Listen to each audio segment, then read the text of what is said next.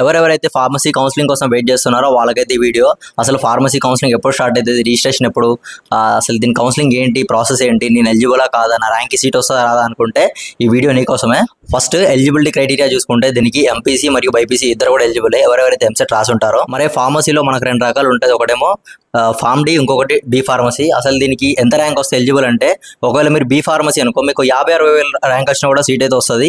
కాకపోతే మీకు form డిలో seat రావాలంటే మినిమం ఒక 25,000 నుంచి 30,000 లోపు ఉండాలి.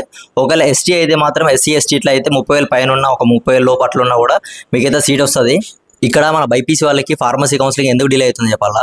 ఫస్ట్ ఏంటంటే ఈ ఫార్మసీకి మనం ఓన్లీ బైపీసీ మాత్రమే కాదు, ఎంపీసీ వాళ్ళు కూడా చేసుకుంటారు. కాబట్టి వీళ్ళ కౌన్సిలింగ్ అయిపోయినాక మన కౌన్సిలింగ్ ఉంటుంది. సరే, మన కౌన్సిలింగ్కి మరి ఎప్పుడు టైం, ఎప్పుడు రిజిస్ట్రేషన్ ఎప్పుడు స్టార్ట్ అవుతుందంటే, ఇప్పుడు నీకు ఫార్మసీ కౌన్సిలింగ్ స్టార్ట్ కావాలంటే ఫస్ట్ అగ్రికల్చర్, వెటర్నరీ ఈ కౌన్సిలింగ్స్ అయితే అయిపోవాలి.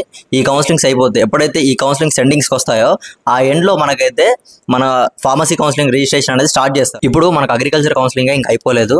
సో ఇంకా అగ్రికల్చర్ కౌన్సిలింగ్ అయిపోవాలి. అగ్రికల్చర్, వెటర్నరీ కౌన్సిలింగ్స్ అయిపోయిన దాని తర్వాత మనకైతే ఫార్మసీ కౌన్సిలింగ్ ఉంటుంది.